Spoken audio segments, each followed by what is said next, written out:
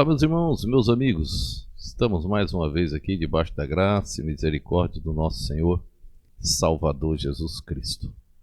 Como sempre temos repetido, esse trabalho não tem fins lucrativos. O que nós queremos mesmo é divulgar a palavra do Senhor. E estamos pregando agora uma série, falando sobre os grandes feitos dos servos de Deus. Poderíamos citar qualquer um, são muitos, mas sentimos no coração começarmos com Neemias. Então estamos falando sobre Neemias, nessa primeira série de mensagens sobre os grandes feitos dos servos de Deus. Citaremos vários outros, até Deus nos orientar a trocar de tema. Estaremos mantendo esse tema nas mensagens, tá bom? Citando essas passagens, trazemos as lições para o nosso tempo atual.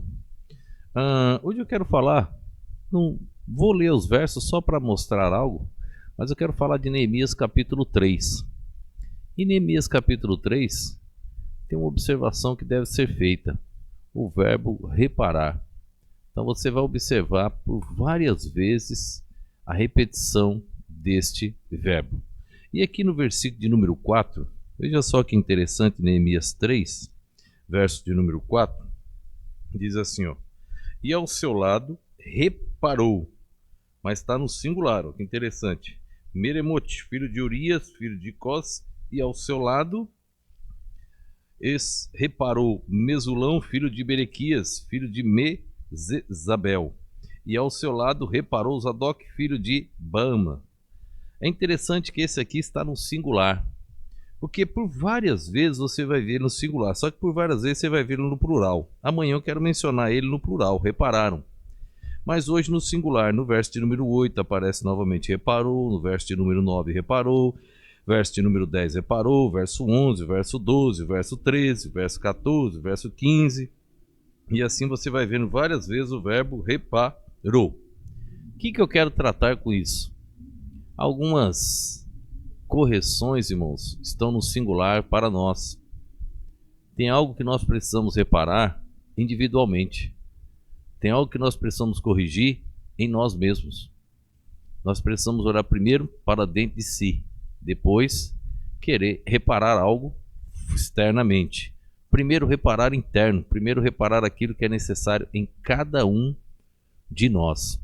Então, quando eu leio esse capítulo e observo esses servos de Deus, eu trago essa grande lição para mim. Primeiro eu preciso olhar para dentro de si. Eu preciso olhar o que me incomoda, o que precisa mudar, o que precisa ser reparado dentro de mim, para pensar em reparar algo externo nos outros. Pense sempre nisso. O próprio Senhor Jesus Cristo diz que antes de tentar ver o cisco que está no olho do outro, é bom observar primeiro a trave que está no seu próprio olho.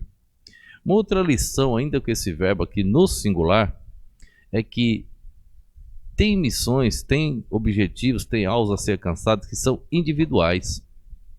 Então, nós vamos ver amanhã o plural, repararam. Mas hoje nós estamos falando do singular. Então, o que ocorre? Muitas situações é algo individual a ser feito. Então, na nossa vida, na casa de Deus, tem algo individual a ser feito. Tem algo que precisa de você, precisa de mim, precisa de cada um de nós, mas individualmente. Nós não precisamos esperar pelo outro, nós precisamos fazer porque aquela missão cabe a nós. Então aqui ele vai citando o nome de um, de outro, ele diz reparou, reparou, reparou. Ele não diz repararam. Quando é o grupo, o conjunto, ele fala repararam. Lembra quando o apóstolo Paulo fala do corpo lá em Corinto 12? O apóstolo Paulo diz o seguinte: o corpo é formado por muitos membros, só que ele começa a colocar cada membro individual. Ele diz que cada membro tem sua função. E ele diz que um membro depende do outro membro. Como isso é importante. Na casa de Deus, na sociedade, um depende do outro.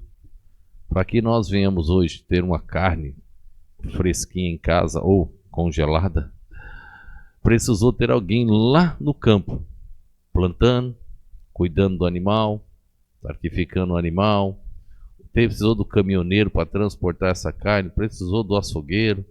Há uma gama enorme de pessoas para chegar até nós.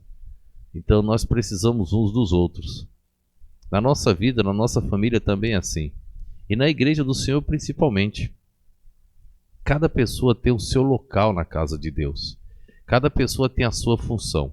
Imagina se todos fossem pregadores. Se todos fossem pastores. Aí não teria ovelha.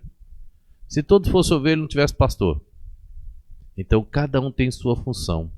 Então quando eu olho para esse capítulo, irmãos, eu fico olhando. Eu tenho cumprido a minha função individual. Aqui, irmãos, cada um tinha a sua função e Neemias citou os nomes. E reparou. Que assim seja a sua vida. Que você possa ver o individual que você precisa fazer e o coletivo.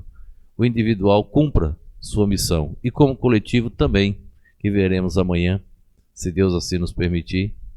E veremos que o coletivo é diferente do individual. Que Deus assim nos abençoe, que Deus abençoe sua vida e toda a sua família. Vamos orar nesse instante.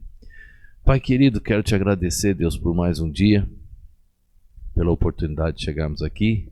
E, ó Deus, peço tua bênção sobre cada família, que, ó Deus, tem permitido adentrarmos nos seus lares através do tablet, celular, computador, televisão. Não sei como assiste ou ouve essas mensagens, mas, ó Deus, te agradecemos por todos que têm assistido e ouvido estas mensagens. Ó Deus, leva essas mensagens até os confins da terra e que o nome do Senhor, somente o nome do Senhor, venha a ser engrandecido. Assim eu te peço e te agradeço, no nome e no poder do nosso Senhor e Salvador Jesus Cristo. Amém.